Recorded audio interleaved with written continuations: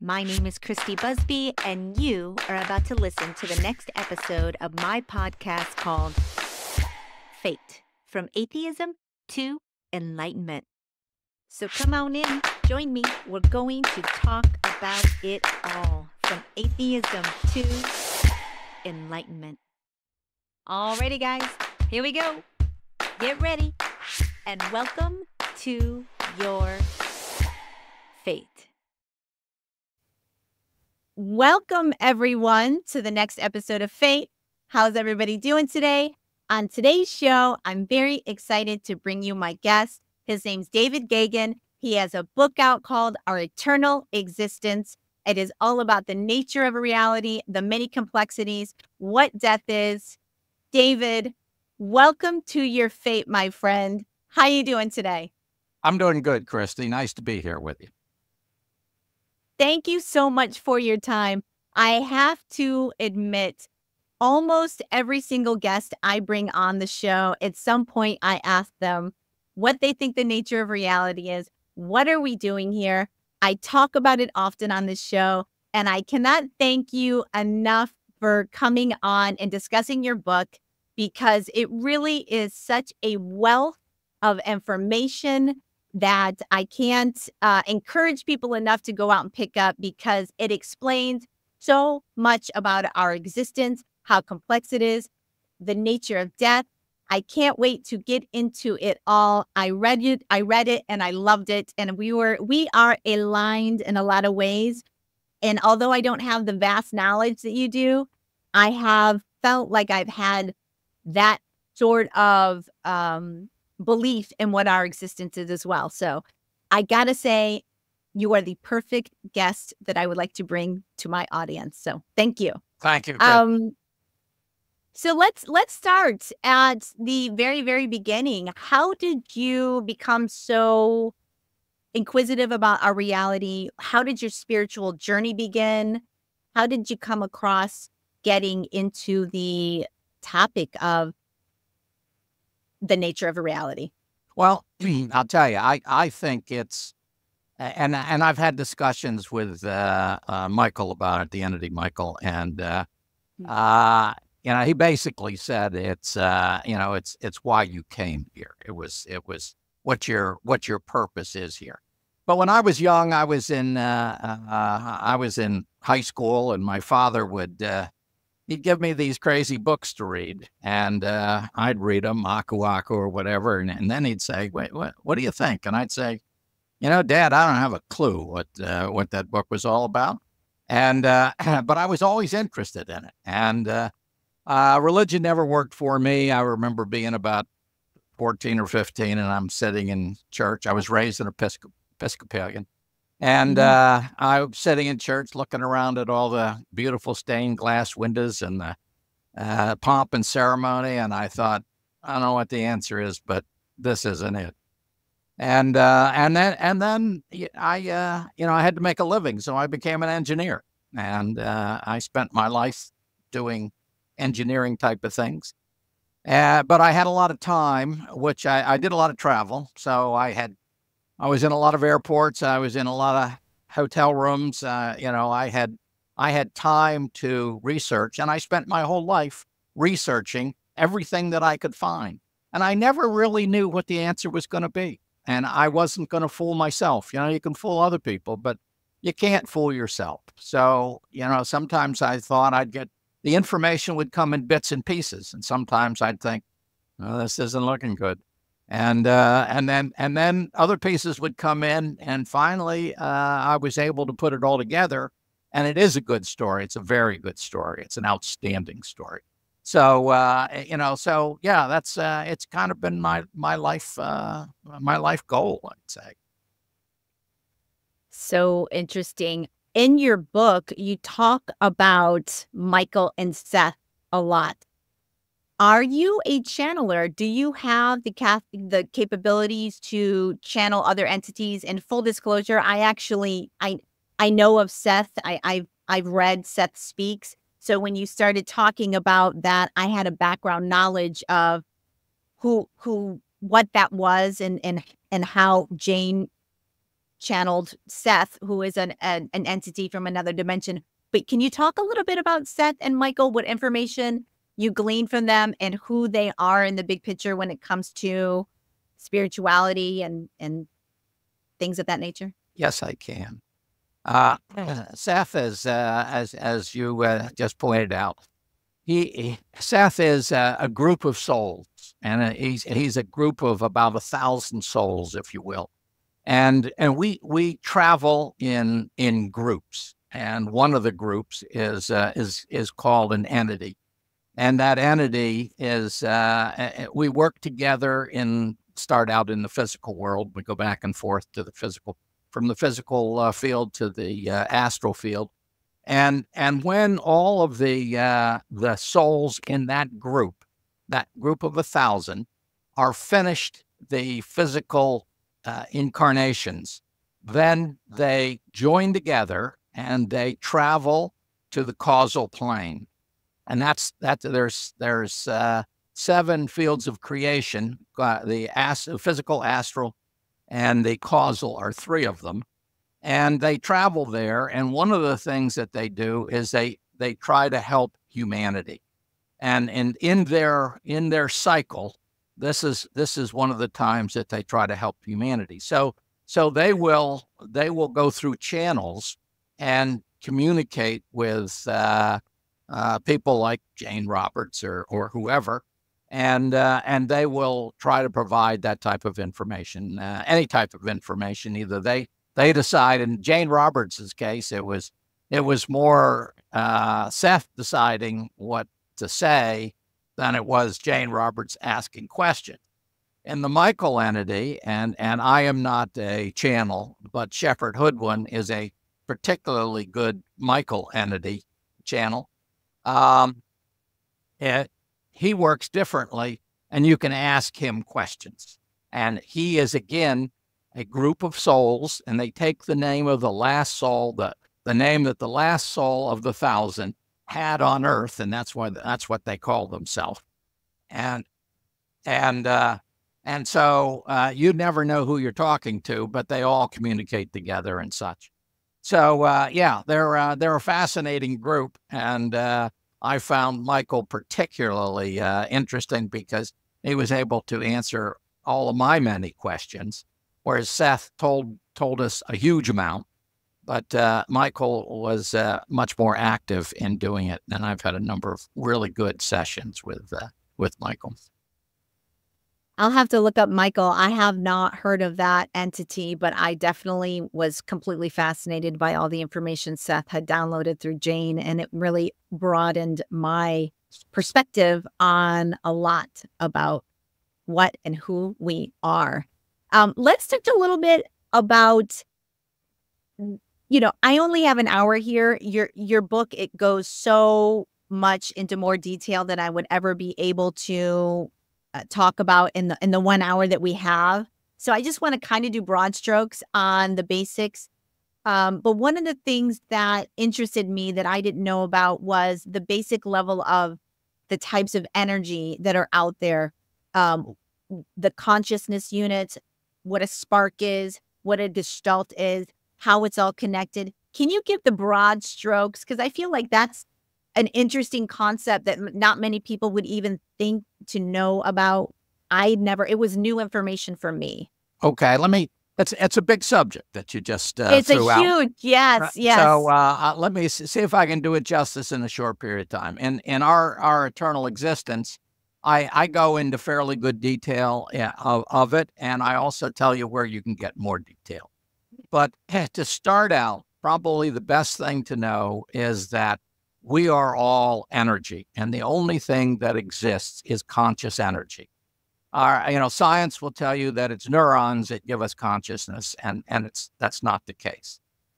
Everything is conscious, and that's a very strange concept. When you think about, it's strange enough that we think that our pets and so on and so forth are conscious, but plants are conscious, rocks are conscious. There is nothing that exists that isn't conscious, and that's a little hard to fathom. But and that's the same way with your car. Your car is made up of conscious energy. Now, the difference between your car and you, for example, is you aspire to things your car doesn't. Your car is just individual energy that will disappear and go off and join other energy in time. But that still you ought to be nice to your car, because if you treat it poorly, it might know it. So be cautious. But yes, everything is a spark. I call sparks. I use the term, and it's just my definition of the spiritual entity within something, and that's the spark within it. And then as you get more evolved, if you will, you can you come to a point where we are, and we in our soul and such like that. And then I changed the terminology to spirits, spiritual, but it's all the same substance. It's all one substance, and it's just at different levels of evolution. Fascinating. As far as one of the other concepts that I think that people would be interested to learn about is how the various levels of planes, the multidimensional nature of our existence, and how we exist, our energy exists on various planes, and through expansion of consciousness and learning, can you talk a little bit about the causal plans, the mental planes that I think it was called the yes, let's talk a little bit about that. Yeah. Okay. There is a basic source, if you will, and that's the Tao. I call it the Tao. You can call it universal consciousness. You can call it God if you want. Call it all that is. And there is a basic place, if you will, psychological domain, where everything in existence lives. And then what we try to do is we try to go out and have experiences, because we're trying to learn. And we're trying to learn about ourselves, because, quite frankly, that's the only thing that there is.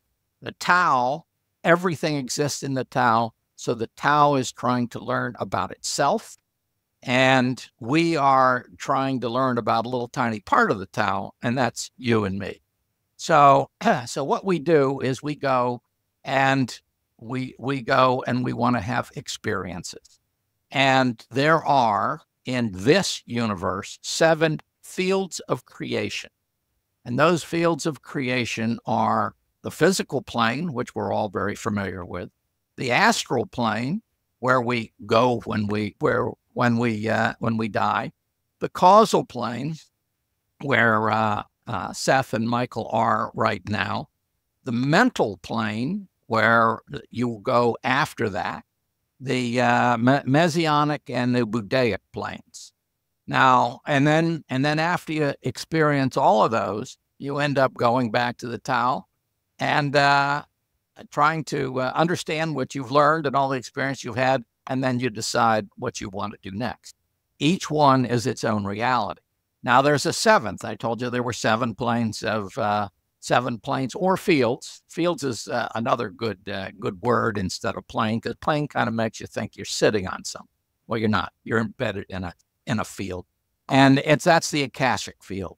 And the Akashic field is the record-keeping portion of our fields of creation, and so everything that's learned goes into the Akashic record. So everything that we learn, when we're done, we transfer it back to our essence. Our essence picks it up, goes over it, compares it with the essence, with the inputs from many other souls and many other personalities, sends it all to the Akashic field.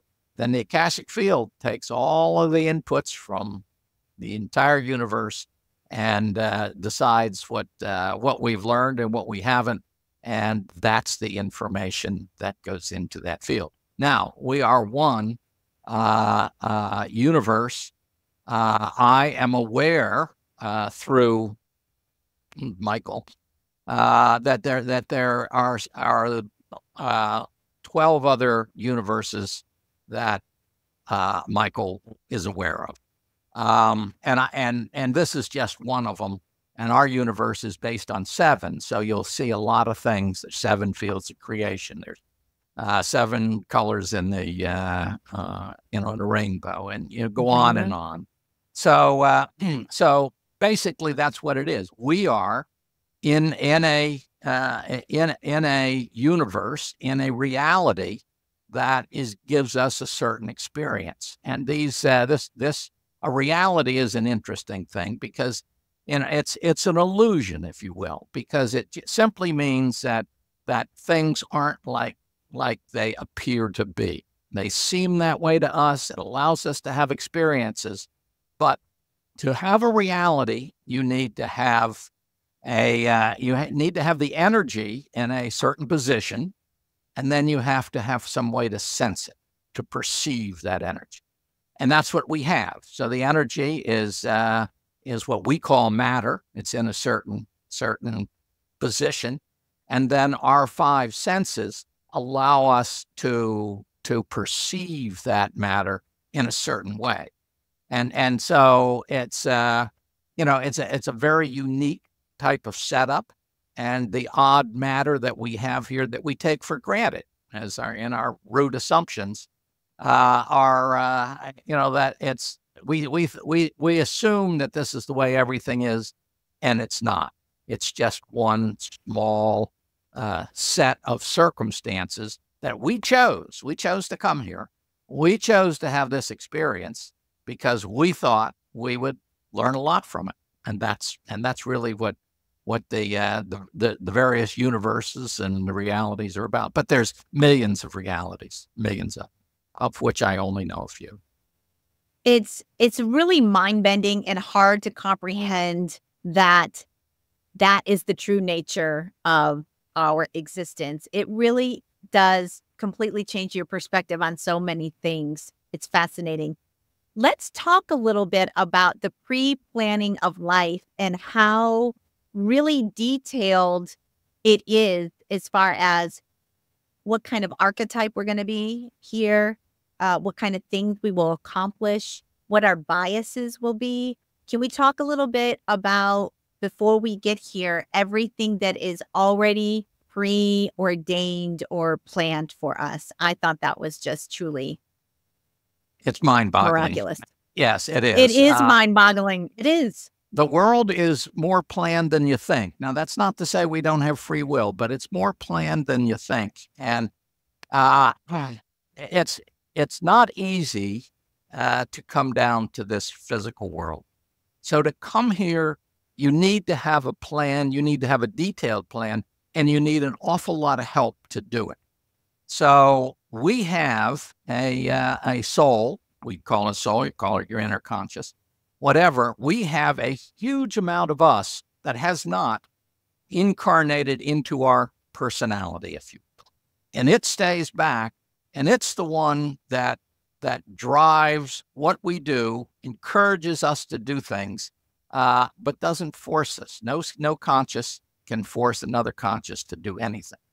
And that that soul, our soul, is the one that said, "Hey, I want to have certain set of experience.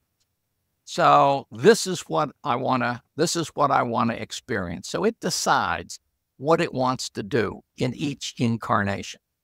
So it says, okay, experience. If you think about experiences, if you go to a ball game, for example, and you're with your buddy, and you go to the football, and you watch, then you both want to see your team win, and you both are big fans of that team. You both eat the exact same thing. You're sitting right next to each other in the stadium. You'll have very different experiences. You'll have different experiences because you look at the world differently, and everybody does. So our soul says, all right, I want to have a certain kind of experience. So it'll say, these are my goals, if you will, for this particular life. And these are my attitudes that I'm going to have. And these are the way I'm going to use my energy. and these are my chief obstacles that I want, and this is the type of body that I want. So what it does is it provides that kind of energy into the personality that it's going to create. So each one of us are very different. So when we say we reincarnate, yes, we reincarnate, but our personality doesn't come back. What comes back is a different version of our soul that allows our soul to see things differently. For example, we come down here, and right now, hot subject is liberals and conservatives, right? Everybody wants, everybody thinks they're one or the other, or a lot of people do. Well, you are a liberal or a conservative because of what your soul wanted you to be. And the next time around, you're liable to be the other thing because your soul is going to want to watch you. You're going to want to experience the same event, but experience it differently. So we come down with all this different energy, and the purpose of it is to give us different experiences. What I felt was so eye-opening was the fact that we're so, number one, we live in a world where we think we're all individuals and we're not connected, and we are connected. And the other tidbit that I thought was pretty cool was thinking, multinationals, rich, poor, famous, all of these things that people are, you choose to come back and be a certain, maybe someone of an ethnic background, someone, it is, how do I say this? It led me to believe how silly it is that we see each other as better, worse, this, that, because it is all about the level of experience that you're wanting to come down and have here.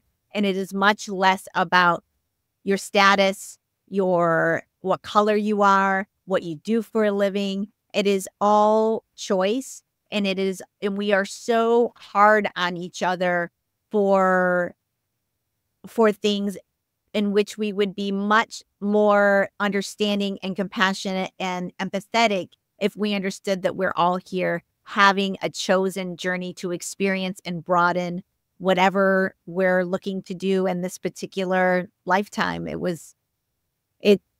I hope as many people as possible read this book because it really does change your perspective on how to look at our reality and how we perceive our realities. And Right. as far as liberals and conservatives, I kind of feel like that is a red shirt, blue shirt game. And there is going to be no winner in that. Right.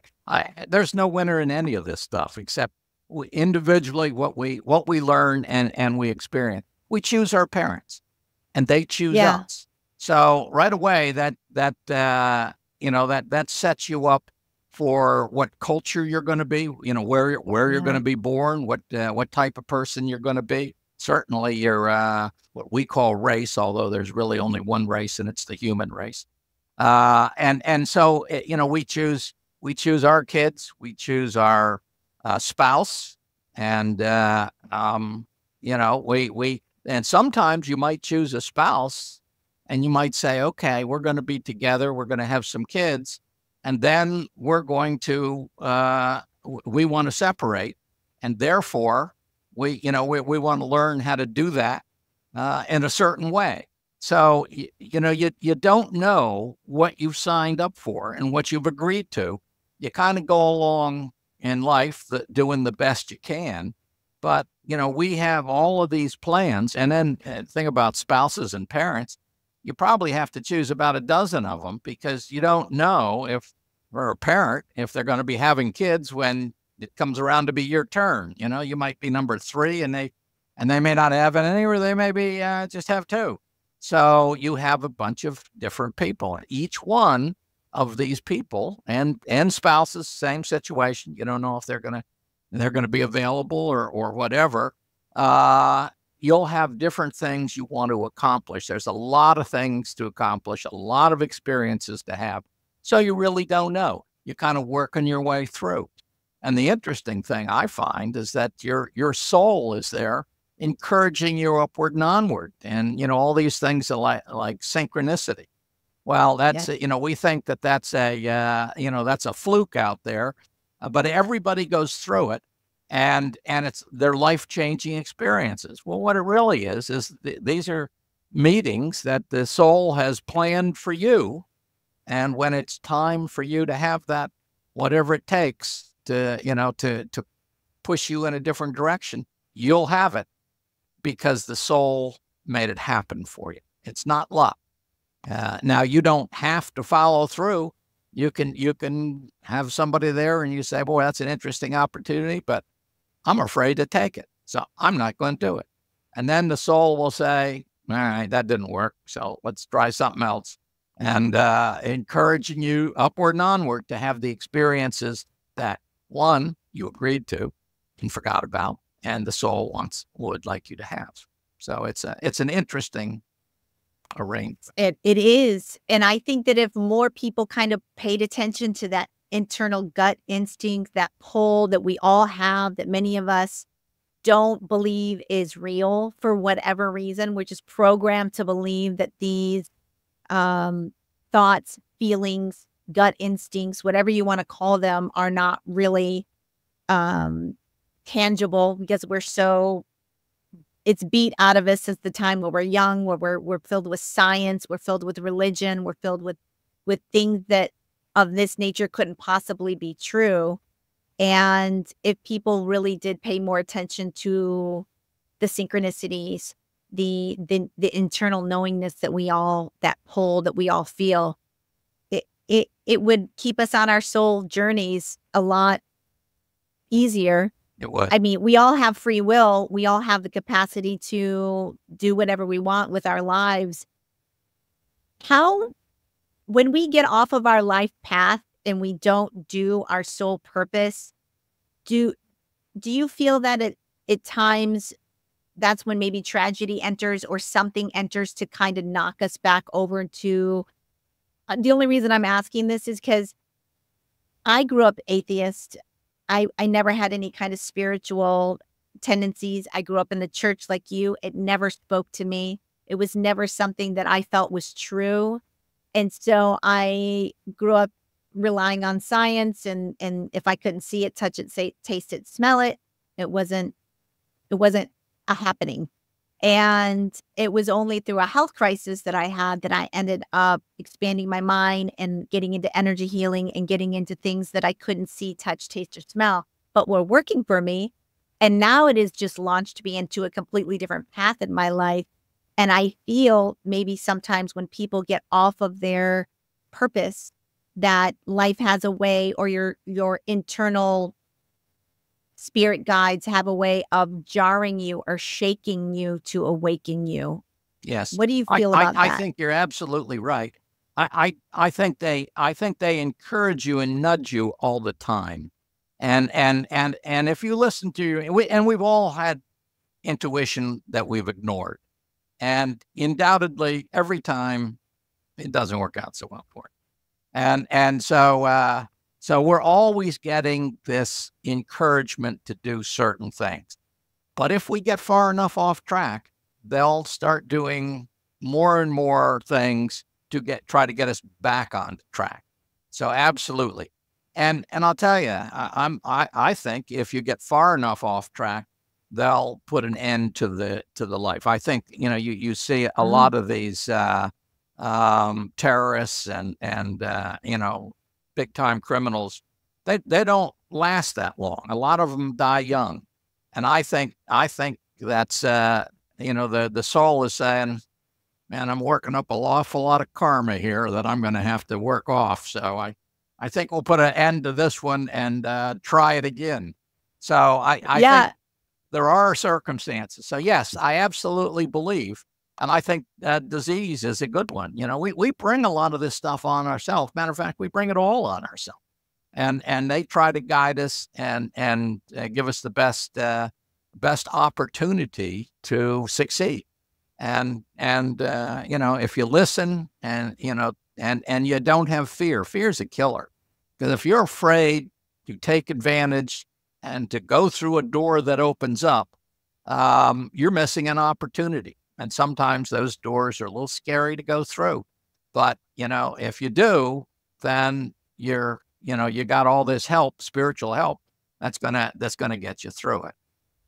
Yeah, if you go through it, the good stuff is on the other side. You just kinda gotta go through the door. Gotta go through the S door. Speaking of fear, there is, including myself, there's so much fear around death, and as much as our lives are pre-planned and very thoroughly thought out, so is when we die. And can we talk a little bit about what actually death is and what happens when we die? Um, I think Yes. it absolutely fascinating. Okay. Death, number one, we in our pre-life plan, we not only plan who we're gonna be born to and how that's gonna work, we plan when we're gonna be born, and we also have exit plans. And the exit plans determine when we die, and it depends on how your life's going, depending on what path you've taken to determine exactly when your exit plan is going to be. But we have exit plans. So all death is a transition from the physical field back into the astral field. That's all it is. You're just going back. And you can think of life as like a business a trip.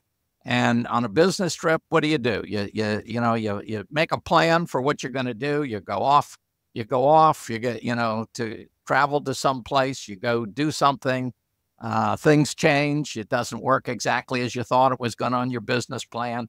So you have to adapt to it. And then you go home and you think about it and study about it. And then you go off on another business trip. Well, that's the way life is. So what we're doing is we're going back, and when we go back, we try to understand what went right and what went wrong. So the first thing that happens is when you die, and you might just hang around for a little while. You might if you're going to have if you had a sudden death, you might want to stay and see how your family and friends were dealing with all of this. And you're probably in a little bit of shock too, if all of a sudden you weren't planning. My wife died suddenly about 7 years ago, and she hung around for a little while, and because she wasn't planning at all. I mean, she was healthy, and all of a sudden her heart stopped. So, we get in these circumstances. But then what happens is you eventually, a lot of people see a tunnel, and all you got to do is follow the tunnel. There's a light at the end of it, and all you got to do is think, that's where I want to go, and bingo, that's where you go. And then what happens is it depends a lot on your view of life. And if you think there is nothing afterwards, you may, and this may happen right as soon as you die, you may all of a sudden go into a coma and nothing's going on. Won't last all that long. Pretty soon they'll come and, and they'll say, reality is really a little different than what you thought it was. And the same way, if you're very devout and you think that, the devil and God will be battling for your soul. Well, when you come back into, when you die, all of a sudden you're in the midst of these battles for your soul, and they'll say, "Oh, you're doing good," and such. And then after a while, they'll say, "Well, the devil was really your Uncle Bob, and this is kind of how this is how it goes." But then so what they're doing, they're trying to ease you back into a different reality, and the astral plane is not true reality. It's another illusion. It's a very different illusion than this one, but it's another illusion, and we have to get used to it.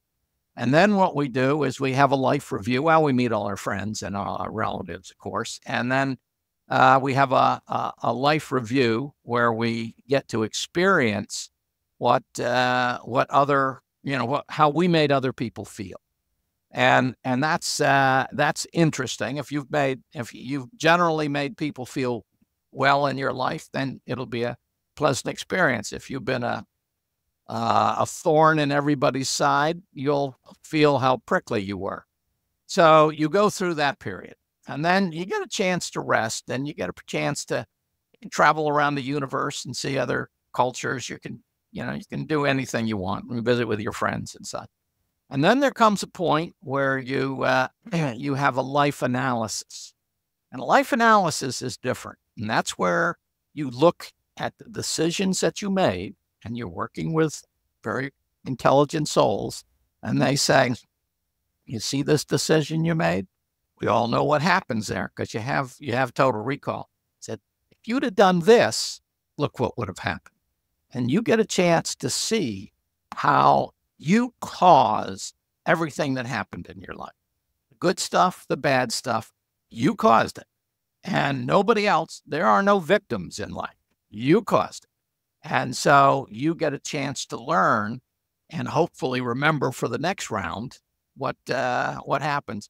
And then in time, if you're going to have more reincarnations, which most of us are, then your soul says, "Okay, let's see what we want to do the next time around." And then you start planning having your pre-life plan, and you put that into works. Reincarnation. So let's talk a little bit about that as far as the many, many, many lives we experience. It is beyond comprehension, the multitude of different lives that we will live as souls, not only on this plane, but on other planes. Can we talk a little bit about what reincarnation means for us? Okay. You as a person, the Christy that you are will never come back here, but your inner self will come back here, and your inner self will come back here with other with other biases, with other goals, with other attitudes, and you'll come back and try to have other experiences. You'll always remember who you are. You will never stop being yourself, but you'll go and you'll do what you will do. Now, we have within us a memory of all our previous lives, and that's why you can do hypnotic regression. And when you get hypnotized, you can go back into your past lives. You can go back into your in-between lives. All of that information is in your subconscious right now, and you can get it if you look for it, and you're able to put away the senses that you have here that's keeping you from seeing that those type of experiences. But yes, you come back, and it's your soul. Your soul creates these various vehicles. And the soul has to create the vehicles. A lot of people say, "Well, why didn't this, why do you need a personality when you have a soul?" But the trouble with a soul, it would see right through this illusion, and it couldn't experience it. It needs a vehicle, and that vehicle is you and me.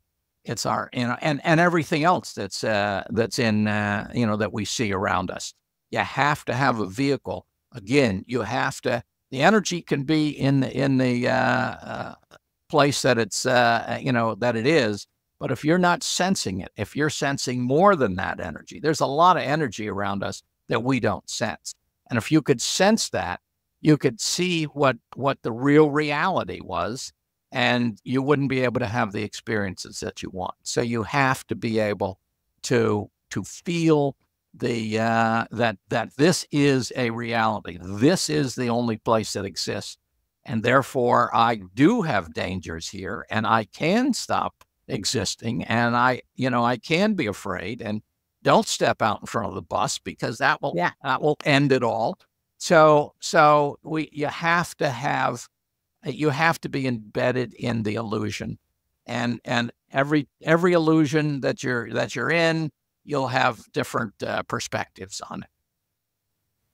Yeah, you have to buy into the game in a way, or you're not going to truly get everything that you're going to get out of this life, if you didn't believe, if you know, that this was real and that this was not an illusion, then you're never going to be able to expand your consciousness and learn what you're supposed to learn down here. You That's have to be able to buy into the game. That's exactly right. Yeah, no question about it. I think that you would be a perfect person to tell me the definition of exactly what karma is. A lot of people have different beliefs or definitions of what exactly karma is, karmic ribbons you describe in your book. What is karma? How does it affect us? Can you tell us a little bit about that? Yeah, karma. When we interfere with somebody else's life, then we owe them the energy that they've put into having the experiences that they're not going to have. In other words, if we, it's obviously if you killed somebody, that stops them having experiences. So what we owe them that experience. So they set up a ribbon, if you will, that both of these souls are tied together, and they're tied together, whereas somebody owes somebody something. And if you want to break that and not do that karmic experience, then they have to agree to it. Both sides have to agree to it. But and it's really, you might go and say, okay, I want to have this life, and I want to get rid of this one particular karmic burden. And you go and talk to this person, and they say, I don't want to do it that way. I don't want to do it in this life. Then you can't, the one that's owed the karma makes the decision whether it's willing to, accept the, that karma. But it's basically owing somebody else the energy that they've expended to have experiences that you've prevented them from having. It's not a punishment. It's simply, that's what you owe people. And it's a learning tool. It's interesting. And they say that you will continue to come back until your karmic debt is repaid, that you will absolutely reincarnate here. And just so you know, I've had my destiny cards read, and I was told that this is my last time on this rock. And that is one of the reasons why I've never had children, and that I'm living the life that I'm living, which is kind of very solo. I'm not married or anything. Is that I am not here to create more karma for myself. I am here to fulfill my soul purpose, and that this is my last journey on this rock. I don't know if this is true, but this is what a destiny card reader told me a few years ago. He said, "This is it for you. You're not coming back anymore." Well, and I was like, "Really?" Well, that is one of the things when we have children, we have a bond, if you will, with that person that's still in this reality. And so you're less likely, if it's your last time, you're much less likely to have children and to have strong bonds left on this planet, because what you're going to want to do is you're going to want to separate yourself. You want to break free from the physical plane. And if you have all of these things, and it can be karma, but it's more likely that it's just the bonds that you don't want to have. Now, you do have to finish the karmic cycle, and so that's an issue. But you're absolutely right. That's you could well be, and we do have a certain number, and then we move on and do something else. So you have to meet a number of requirements to do it. You can stay as long as you want. Some people stay for a long time. The teachers, and it's like going to college. Some people get out in 4 years and thank you very much, and other people hang around and they're teachers. and they'll teach for 30 years. And so it's, it's everybody's life is, is set up for certain experiences. Some of the things that you talk about in your book, I have said so many times on this show. I say very often, be careful about what you think, what you feel, and what you believe, because it will show up in your outer world. Through my spiritual journey, my spiritual awakening, one of the concepts that I've really kind of gleaned onto is the law of attraction. Like attracts like in this world. And you speak about how thought, our energy, our matter, and have the ability to create certain things in your outer world.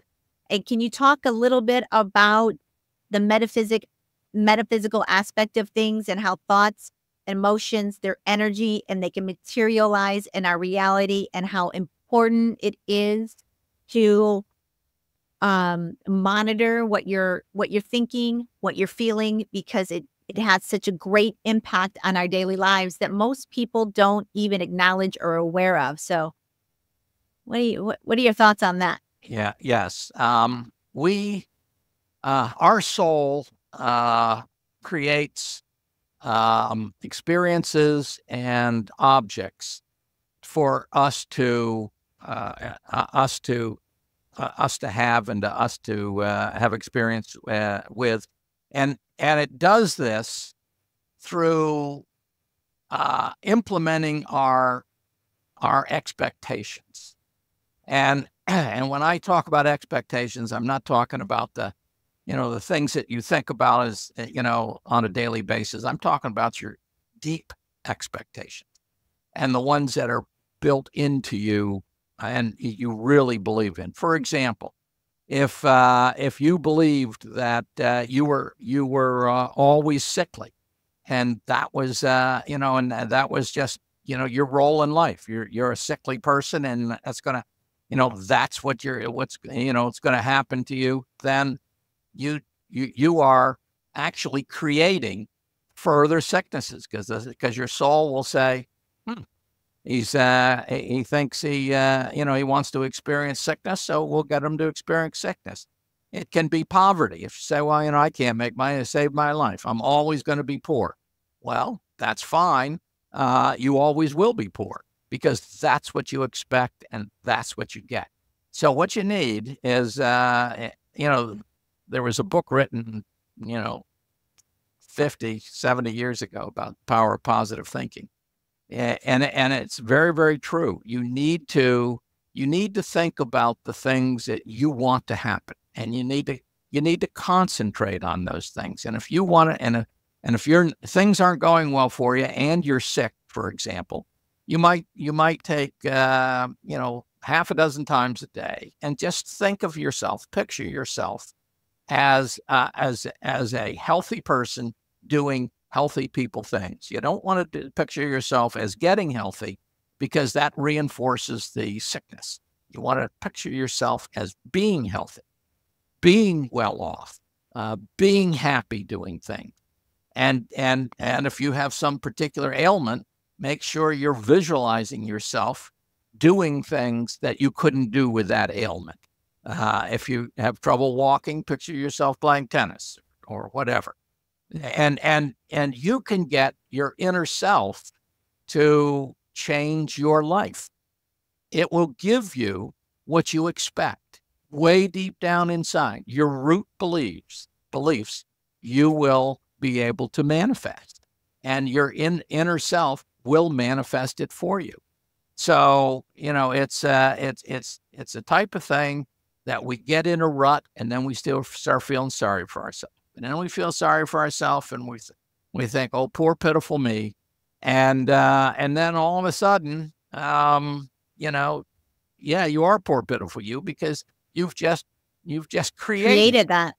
Yes. And we create what happens to us. There are no victims in life. We create this stuff. And I try to explain it in our eternal existence, and explain it to people that, hey, listen, if you want to change things around, you have to change your expectations, and you have to communicate with your inner self and make sure your inner self knows what you expect to happen, and you want something better than what you're getting now. I love that. And I did read that in your book. And I actually going to take just that advice, because when I think about my health, I think about when I meditate, I think about myself healing, and I'm always healing. And I was like, that one shift, instead of thinking of yourself as healing, thinking of yourself as healed, is going to be the powerful shift that maybe I need to make in my life. You know, I've come a long way in my health. I was very sick a decade ago. I'm still not where I want to be. And I'm at the point where I've kind of left Western medicine behind, and I'm focusing on using solely alternative methods to try and get myself back to 100%. And meditation is a part of that, as well as some other things, energy healing, Reiki healing, and so on. But taking the time, 5 minutes a day, and visualizing myself already healed, in the gym, running, doing things that I haven't been able to do in over a decade, I think is going to be a powerful mindful switch that I'm going to start practicing myself. I think sure. that's great. I guarantee you it will help you. And the more you've been settled into the old way, the more often that you wanna do this. And if you're doing meditation, that's a really good time to do it, because you're really getting down into your deep thoughts and you're really communicating. I think that's an excellent idea. And people need to realize that they're where they are because of the decisions that they've made. And they don't have to stay there. They can move on. But they can't, your spouse isn't going to help. Your parents aren't going to do it. The government's not going to do it. Your boss isn't going to do it. You got to do it. But you can do it. That's the beauty. The fact that it's you caused it, that's the negative side. The positive side, if you caused it, you can fix it. And that's the beauty of it. I mean, you talk a little bit about in your book, and we're coming up towards the end of our time, but one thing that I wanted to talk about a little bit is victimhood and spiritual ignorance, and how if you read this book and you start understanding that we are way more powerful creatures than what we give ourselves credit for. And we are absolutely in the business of co-creating our existence.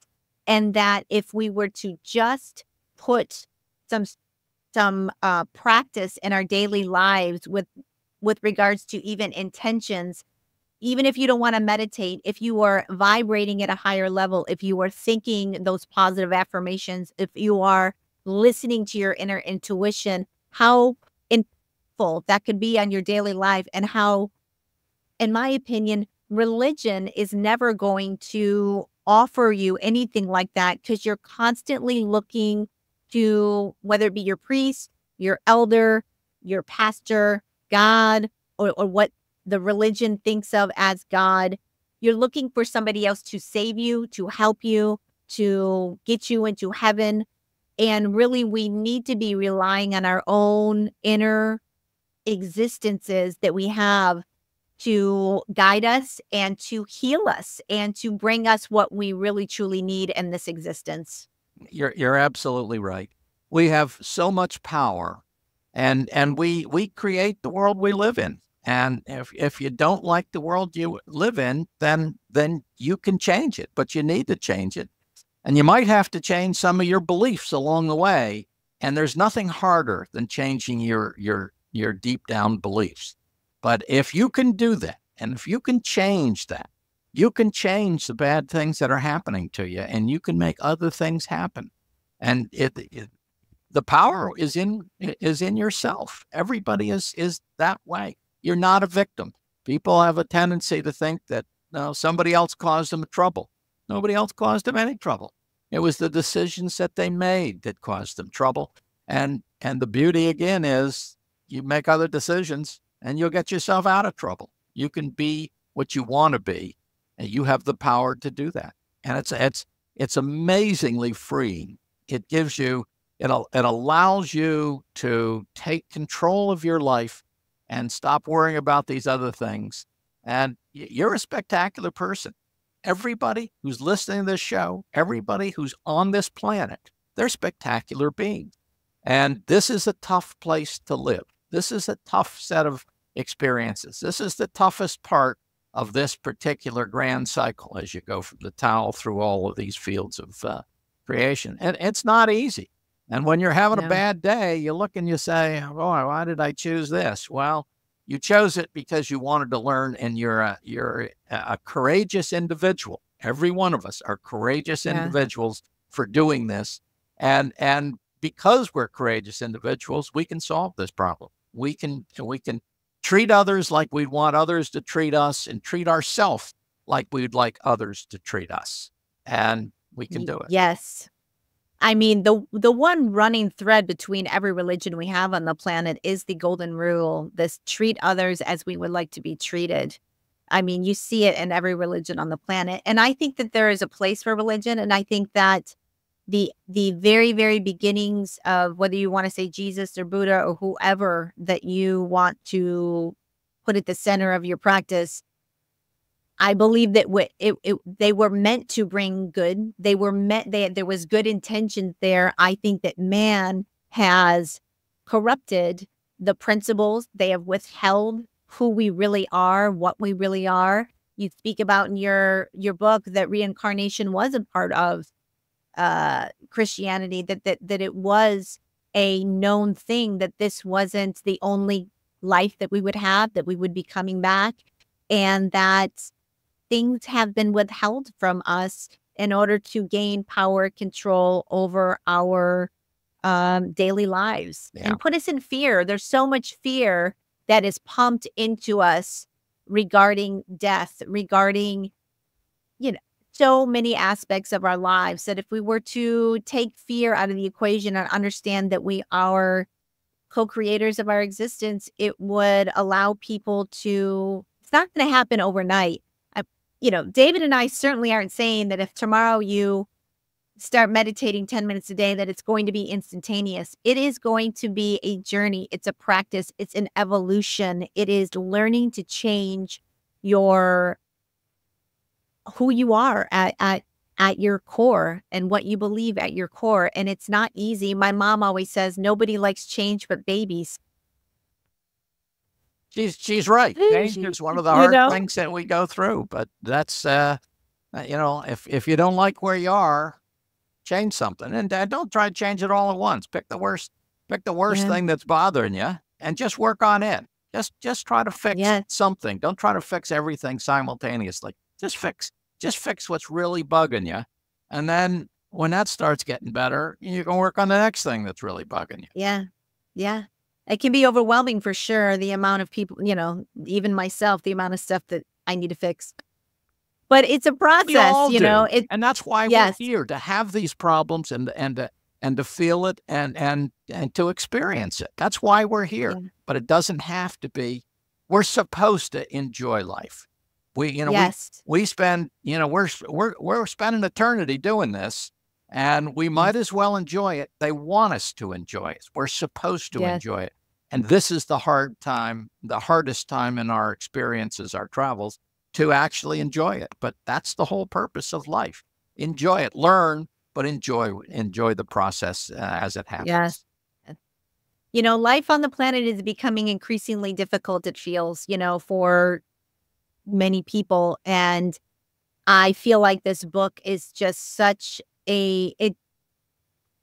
I don't feel that religion is really giving people what they need. I feel like if they really understood spirituality, if they really understood life's purpose, that it is a pre-planned event, that we are all here as fellow travelers to the grave to have an experience, and we are connected, I think it could change the consciousness of the planet and raise the vibration and allow better things to come about in our exterior realities, for sure. I agree 100%.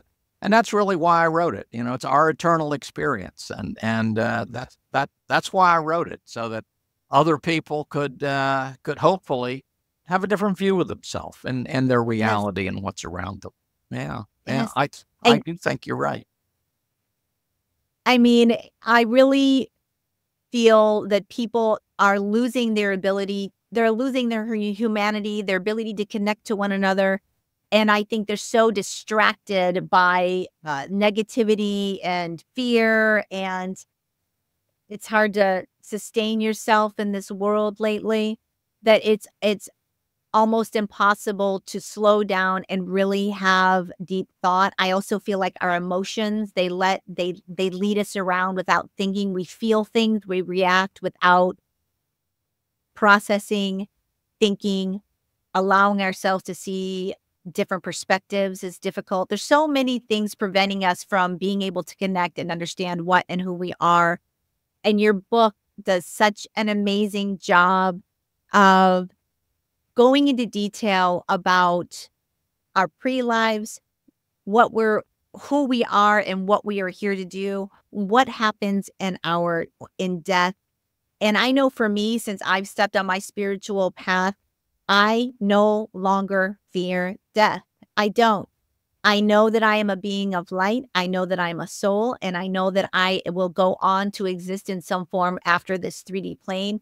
And it has given me a lot of peace because I did spend many years of my life fearing death and thinking, oh, this is it. You know, my consciousness, my being, who I am, my personality is going to evaporate when I die.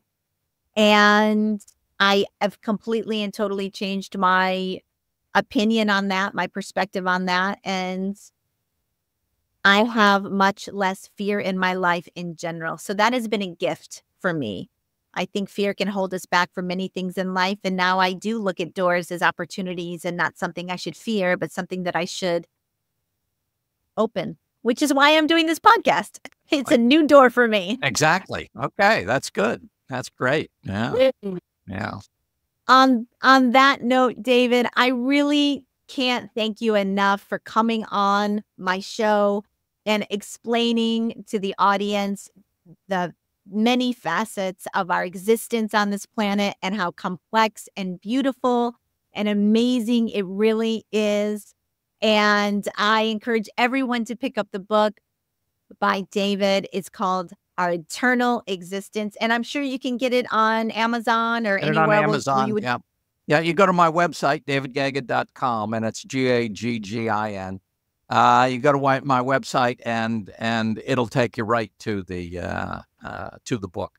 So it's easy to get. It's again, it's the type of book I think that you can read part of and try to digest it. And sometimes depending on where you are in your spiritual journey, you can read through it and see what's all in there, and then go back and work on whatever piece that you want to concentrate on. And it's I think it'll help a lot of people help themselves be able to see who they are and to realize what a spectacular person they really are. I agree. It is such a deep well of knowledge. And we didn't really touch on every single part of the book that you discuss. There's many aspects that we would not be able to get to in an hour between, just please go and do yourself a favor, pick up this book, read it, and it will truly change your perspective, your outlook on what you think our reality is, and really open the door to a level of knowledge that I know I never would have had I not read the book. So I'm internally grateful for not only you coming on the show, but the opportunity to read the book and gain the knowledge, because it's just it's a must read in my opinion, and I think it could change the world if enough people read this book. It could virtually change our consciousness. So, David, thank you again for being a part of the Fate podcast. I truly appreciate you coming on the show. I really enjoyed our conversation.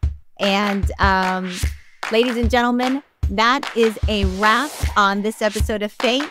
And journey well, everyone. We'll see you on next week's episode. Bye.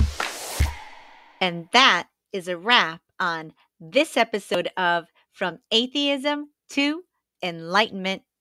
Ladies and gentlemen, This is why I do this show, for conversations like this one with David. I absolutely thought it was the most jam-packed, informational episode I have done on this show when it comes to the nature of our reality. We touched on all of the buttons, from karma to energy to what happens when we die. I mean, it was spectacular in my opinion. It was yum, yum, yum, yum, yum, yum, yummy.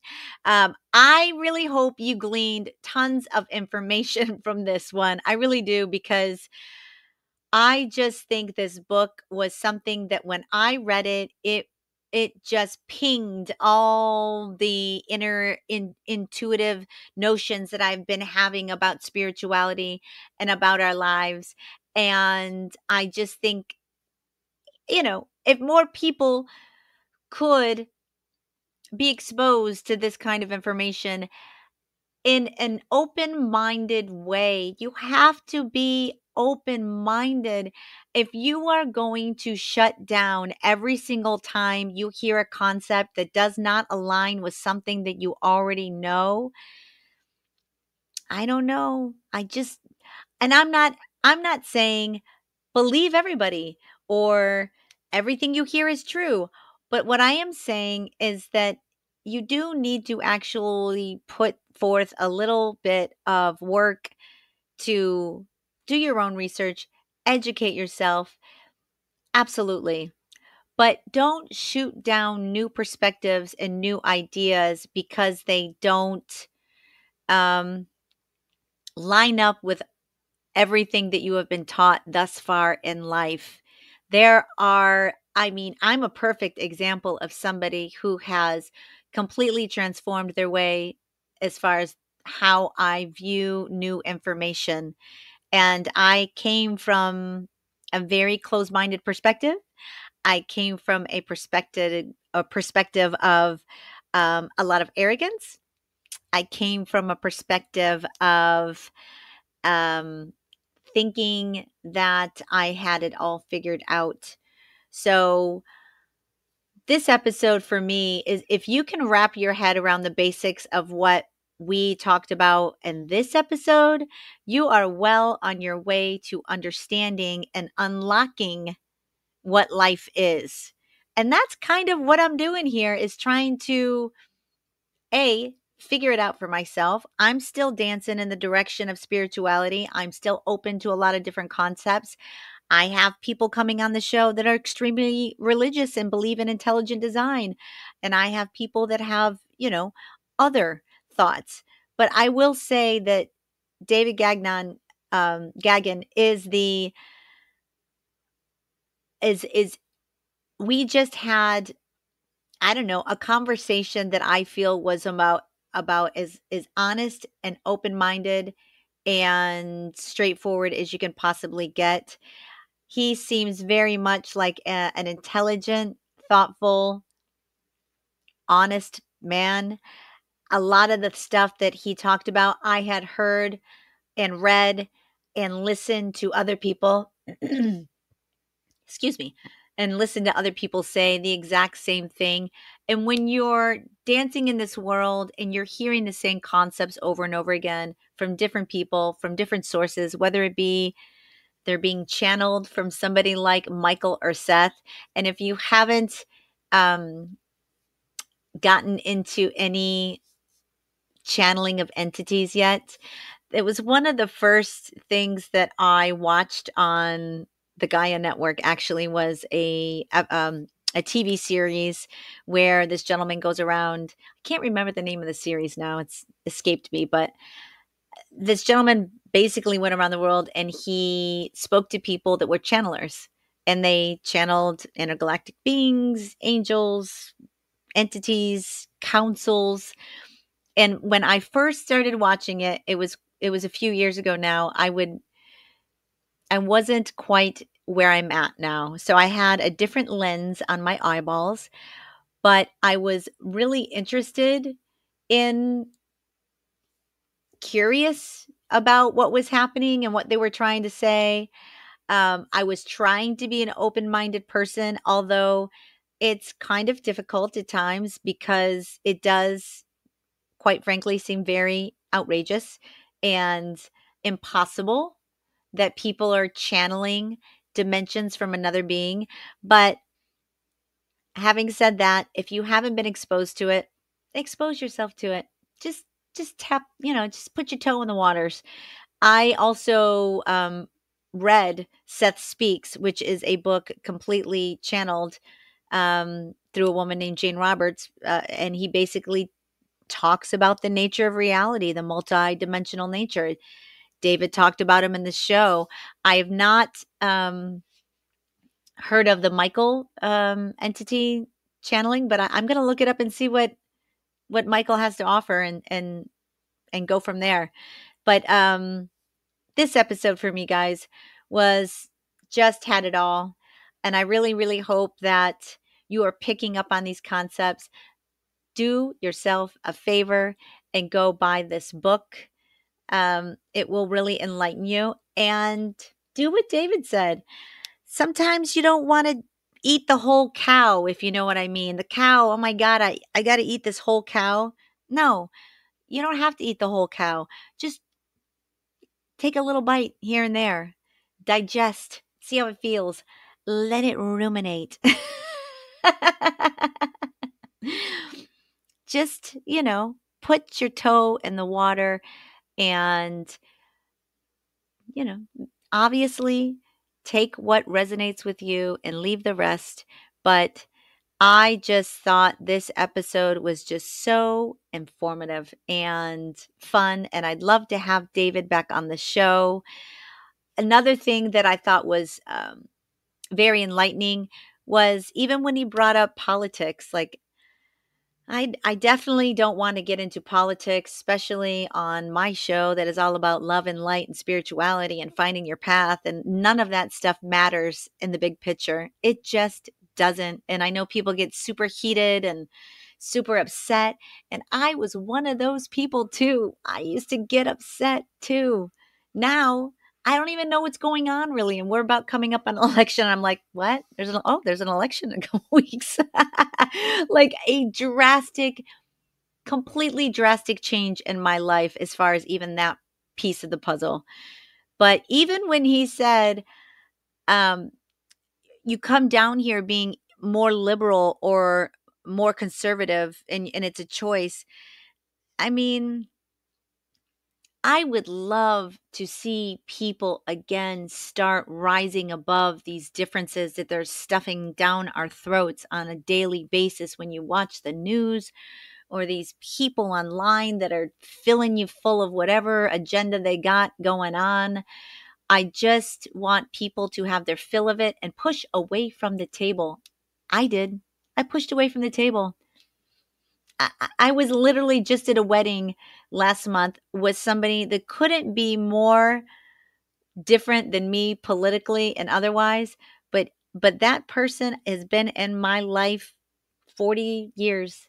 And if you think their personal whatever they subscribe to is going to interrupt my lifelong friendship with this person over that petty, petty, petty stuff, not in my life, not ever, not happening, nor would I let it happen to anybody else. At the end of the day, I know I'm stepping in the political arena again, which I find distasteful, but I will say this. Just stop. Stop listening to all the hatred that is going on when it comes to politics. Stop. Aren't you tired of it? It's a dead end street. You know what's going to lead to? Nothing good. It's none of your business what other people think. If they have whatever kind of tendencies, conservative, liberal, it's really none of your business. Be obsessed with your own soul purpose. Be obsessed with your own happiness. Be obsessed with changing whatever you want to change within you, not within someone else. That is a losing game. And you're never going to, you're never going to get anywhere. It's like swimming upstream. You're just not going to get there unless you're an exceptionally good swimmer, which Most of us are not. Let's see. What about this episode? We understood how now karma works. That was interesting. I mean, so many interesting concepts, how life is designed, what happens after life. Ladies and gentlemen, I'll say it again. This was one of my favorite shows. I would love to have David back. And hopefully, we will have more and more conversations like this one, because these truly could transform lives, perspectives, cultures. We just need people to be a little bit more open-minded and kind of let go of that programming. It's not a overnight situation. It happens in time, but I certainly think that if you could just dance a little bit in the direction of opening your mind to these concepts, you will find that they make much more sense than what we have been told or pre-programmed with. And every other institution out there is kind of crumbling, from our healthcare. Nobody believes that in our general healthcare system anymore, especially after COVID. Nobody believes in our school programs anymore. That's a huge hole. Our government, nobody believe like one there's just been so many lies told to us throughout the years. I certainly don't think we were told our real history. I certainly think there's so much more going on in our reality than what anybody has told us. And I think that we need to start letting go of our hold on this overly religious, organized religion kind of thing, because it's not serving us. It's not. And you can be comfortable in your church and like your church and feel very emotional about your so-called connection with God. But I'm telling you, there is something more within, something more within. And I will leave you with this. I think David was absolutely correct. You are courageous, you're spectacular, and you absolutely have the ability to change your current circumstances, no matter what they are. No matter what they are, you have the power to change it. It is in you now. What are you waiting for? Start doing your homework. Start stepping into your path. Start finding out what your soul purpose is.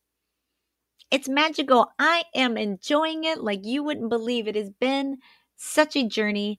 I hope you all continue to journey with me. I am going to continue to bring as much information out there as possible. In return, just, subscribe, follow, tell a friend, something in order to keep this in momentum. I want to continue to do this for as long as possible. I need your help to do it. So go ahead and support the show, gang. I can be reached on Instagram at F period, A period, T period, E period podcast. Go ahead and hit the old follow button. I don't post as much as I should, but I'll post little clips and little updates now and again. And if you're watching me this on YouTube, I'm on Spotify, I'm on Amazon, I'm on iHeart, I'm on all of the things. Please just go ahead and recommend, like, subscribe, and we will keep journeying together. And I will see you next week on Fate, from Atheism to Enlightenment. And welcome to your fate, everyone. Journey well. Bye.